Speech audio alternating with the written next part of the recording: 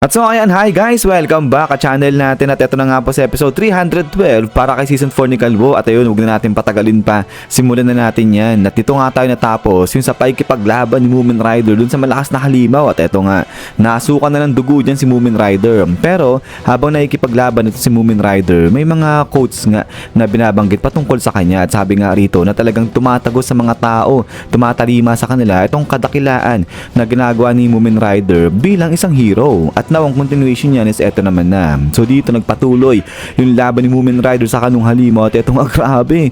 Kinidlatan na nung halimaw itong si Moomin Rider at sapul ngayon dito direct hit yung natamo dyan ni Moomin Rider. Pero ang tuloy nga rito sa mga salaysay na sinasabi kay Moomin Rider, it's just, I hate to say it but you're weak. The monsters showing up are getting stronger by day. The age has come where the powerless will start being called. At so ayun na nga ay dito nga sinabihan na directly itong si Moomin Rider na talagang mahina siya. So bagamat nandiyan dyan na yung talagang nag-effort siya, nagiging magiting siya, nagpapamala siya ng kagitingan sa trabaho niya bilang isang hero, pero hindi pa rin talaga umuubra. At then pagkatapos nga niyan, ito hala sige, dito talagang suntok-suntok pa nung halimaw.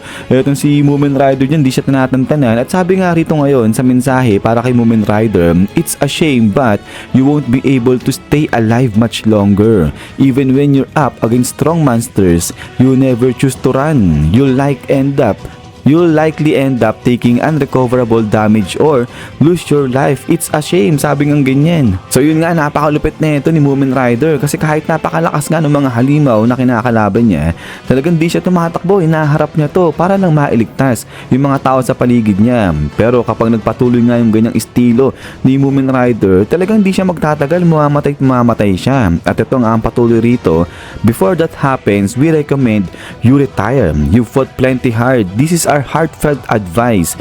You don't need to keep going. If you insist on fighting still, I please use it. At eto nga, pinuntahan pala nito ng New Heroes itong si Moomin Rider at sila yung nagsasabi ng mensahe patungkol dyan kay Moomin Rider na talagang na-appreciate nila yan at talagang na-acknowledge nila yung kanyang pagiging hero. At eto nga, inaabot sa kanya ngayon itong battle suit at sabi nga nila rito na itong battle suit to ginawa yan talagang customized para lang dito kay Moomin Rider. So kaya yun, kung maaari gamitin niya yan kung talagang magpupumilit talagang pagpapatuloy ni Moomin Rider yung kanyang pagiging hero. At pagkatapos nga nito ay balik na rito ngayon sa present na dahil ito nga unti-unti bumabangon rito itong si Moomin Rider habang yung kamao ng halimaw ay talagang patuloy siyang dinidikdik pa nga rin. At pagkatapos nga niya spang!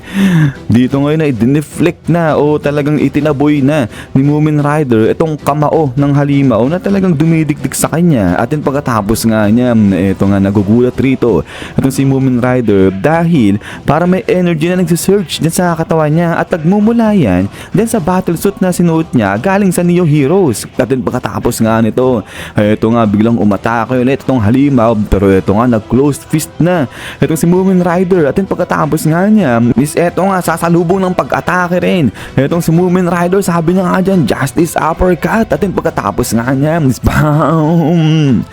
Dito sa pool ngayon itong halimaw at ito nga ngayon napatalsik pa ng bagya itong halimaw na to. So grabe, biglang lakas rito ito si Moomin Rider, one hit niya lang itong halimaw at ito nga na-destroy niya kagad ito yung upper part ng halimaw dyan. At pagkatapos nga nito ay ito na nga kumalat na yung balita sa ginawa ng pagtalo ni Moomin Rider sa halimaw. So sabi nga rito, Moomin Rider uses a battle suit and defeats a disaster level demon. So parang first time lang ata makatalo ng halimaw nito ni Moomin Rider tapos demon level pa. So itong gatong kalaking balita raw ay talagang ang laking impact niyan yung may bibigay sa ibang mga heroes pa. At din ito nga, kumalat na nga ng tuluyan sa ibang mga heroes itong ginawa nga ni Moomin Rider. At sabi nga nila rito, follow his lead. So natuwa itong mga heroes na galing din mismo dun sa Hero Association. Sabi nga nila dyan, dahil rito nga sa nagawa ni Moomin Rider, magta-transfer na sila papunta dun sa Neo Organization. At pagkatapos nga niyan,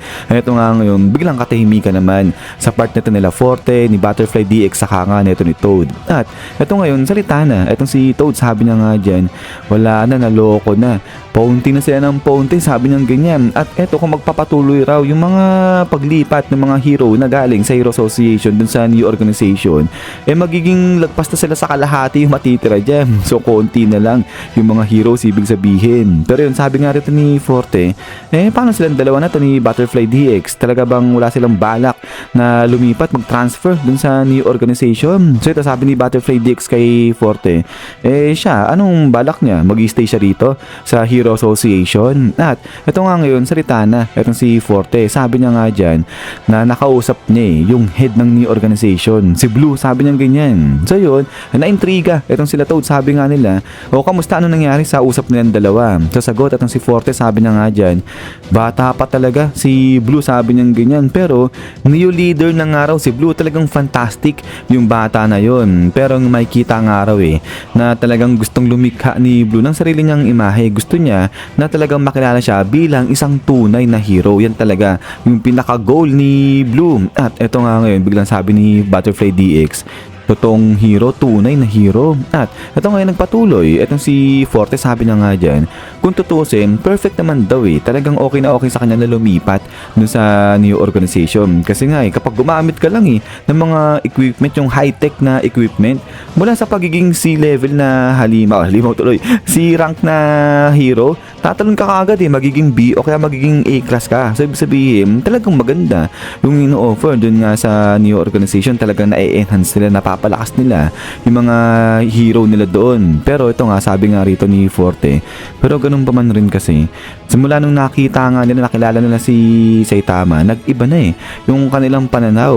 Alam na nila ngayon kung ano yung tunay at saka sa hindi. Pero sabi nga rito ni Forte, ay baka naging sensitive lang daw sila sa mga peking hero. At ito nga, sabi nga rito ngayon ni Butterfly DX na totoo tama yung sinasabi nga nito ni Forte. Alam na nila ngayon kung anong ibig sabihin ng tunay na lakas, ng tunay na pagiging hero. Kaya rin yung mga sinasabi na instant strength, ganyan, yung mga deal na magaganda galing sa new organization, parang nawala na raw siya ng interest sa mga bagay na yan kasi alam na nila kung ano yung totoong lakas. At ito nga, pinakita ngayon dito si Kalbo, walking niya lang dyan.